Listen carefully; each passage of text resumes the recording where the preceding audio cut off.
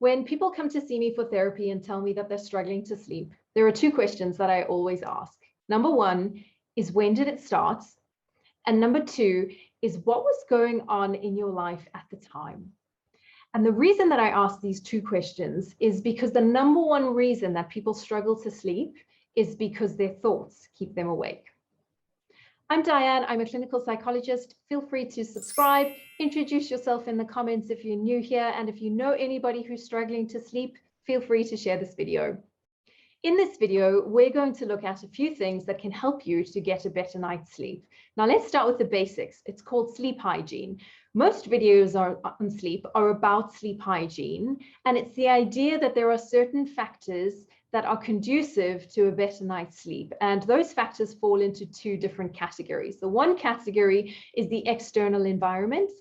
The second category is the internal environment. And that's very much about what's happening in your thoughts, what's happening to your stress levels. How do we shift some of those things to get you into that calm, relaxed state that you need to sleep? Now, there are many different things that you can find if you research sleep hygiene. The number one thing, if you pay attention to none of it, just do this one thing. It's go to bed at the same time every night and wake up at the same time every morning. This is fundamental. Your brain is wired, your sleep cycle is wired, controlled by something called a circadian rhythm.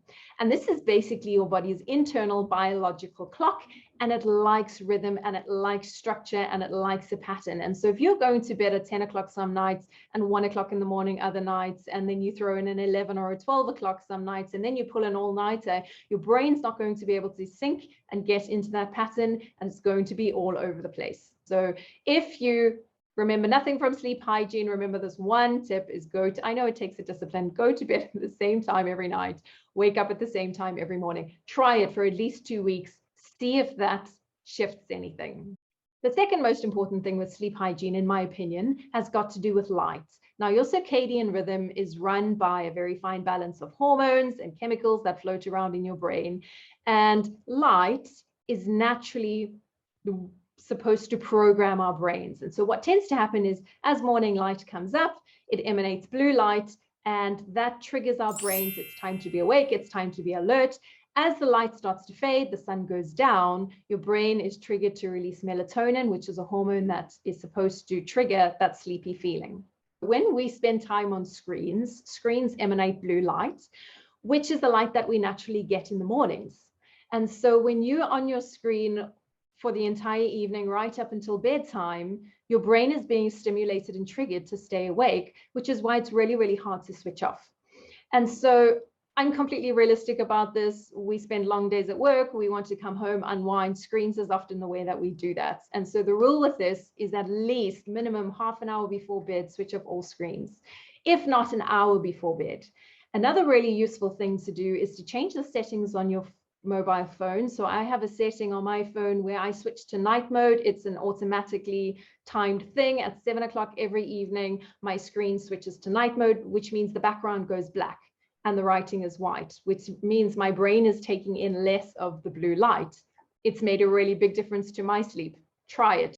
Now, there are a few other things around sleep hygiene that you can very easily access. I'm not going to get into it too much in this video because I want to pay attention to some of the internal stuff, and that's really what we tend to work on in therapy. And so as a sort of umbrella basic rule with this is, if your stress levels are high, there are chemicals, there are hormones pumping around in your body to make you alert. So when we go into the fight or flight state, which is what happens when we have a stress response to whatever it is we're struggling with in life, those hormones compel us to move, to take action, to run away, to flee, to make sure that we are alerted. You cannot sleep when you're in that state. And so as a basic, we have to pay attention to what's happening with your stress levels. If you're under chronic stress and chronic pressure, then there is room to have a conversation around your lifestyle, around do you need to be making some of those bigger changes? But let's park that for now. If you need to have those conversations, seek help, reach out. I want to get into some of the things that you can grab some handles of. And so my biggest tip for getting a better night's sleep is pay attention to your unfinished business. What does that mean? That means that if, like most of us, you spend your day being preoccupied and you're busy and you're on the go all the time, and then come the evening, you're distracting yourself with entertainment by watching a program, you're unwinding, that's all good and well. If you get into bed and that's the first time in your day that your brain switches off, then what's going to happen is your brain is going to take all of your unfinished business and it's going to send it up and it's going to start to go round and round in circles. Why is that? Because our brains are wired to process our emotions, to process our experiences. If we don't process, our brains are a little bit like a computer. If you don't process a file or an experience or an emotion, then your brain can't really store it away. Then it just kind of stays floating around. It doesn't really go anywhere. And if we collect enough unfinished business over time, then it starts to spill over. And this can look like struggling with sleep, or having panic attacks, or getting depression, or all sorts of things tend to happen when the unfinished business, the collective, starts to spill over. So if you are struggling to sleep, there is a very good chance that you have some unfinished business that needs tending to. So I can hear you ask, how do I figure out what my unfinished business is? Now, a lot of people will say, why? Why do I have unfinished business? I don't think why is a particularly helpful question. And when you can't answer that, it can be really useful to go back to when. When did this start? Coming back to question number one, when did it start? If you've been struggling for sleep, let's say 6 months, go back to what was happening in your life 6 months ago. Was it that you changed a job, or you ended a relationship, or your dog died, or something? You will usually find something significant happened around that period of time. If something significant didn't happen around that period of time, then what we see is it tends to be a kind of delayed reaction after effect. And so go back a little bit to before when it started and ask yourself, were there any significant events? Sometimes it's just a culmination. There's nothing particularly consequential in and of itself, but there's just a culmination of things that have been building up over and over and over again. And then there's a moment where it all comes flooding in. But go back to when. When did it start? What was happening in your life at the time? That will give you some really significant clues into what is it that your brain is stuck on? What is it that your brain is trying to process? Because every time your brain brings you back to a thought and keeps that thought in your conscious awareness going round and round and round, it's because it's trying to process it. And so if we can get curious with our emotions, with the distress, with what you're struggling with, get curious about what are my emotions trying to tell me. If your emotions could talk, what would they say? When you're lying in bed at night and you're getting distressed and you're getting agitated, or you're thinking about, I wish I hadn't have said this, or an argument that you had with your partner, or a conversation that you had with your boss, and it's going round in your head, push the pause button and get curious about that. What are those emotions trying to communicate to you? And usually there is an unmet emotional need. So I felt invalidated at the moment. That's why I can't move on from this. I need to feel validated. And then that gives you some clues into how do you problem solve this. Before you go into problem solving, I always say to people, pay attention to your emotions. Pay attention to what's floating around in your head. So with your unfinished business when it comes to sleep, because we don't want to be processing all of these things when we want to sleep, two things. Number one, do what I call a brain dump. So get up, put the light on, get a pen and piece of paper, keep it next to your bed, and just dump everything that is in your mind, everything that's floating around, write that down on a piece of paper. And then the second thing is to be proactive about this. So if you don't give your brain time and space to process your emotions, it will make time and space for you, probably when you want to go to sleep. And so be proactive about this. Go and spend your days allocating some time to pay attention, to reflect, to go, what's going on in my life? Check in with yourself. Where am I at? What do I need? Etc. Another tip when it comes to sleep has got to do with sleep associations. Now, your brain is an association machine. We are very good at picking up on patterns, making associations. And so when your brain starts to associate your bed with restlessness and sleepless nights, which makes you agitated and frustrated, which means you're less likely to sleep, your brain's going to start to associate sleep and your bed with frustration, as opposed to a calm, relaxing environment that it's supposed to be. And this can very quickly escalate into what I call a secondary cycle. So a primary cycle is when I'm struggling because I'm depressed, or I'm struggling because I can't sleep, or I'm struggling because I have panic attacks, etc. That's the actual thing that you're struggling with.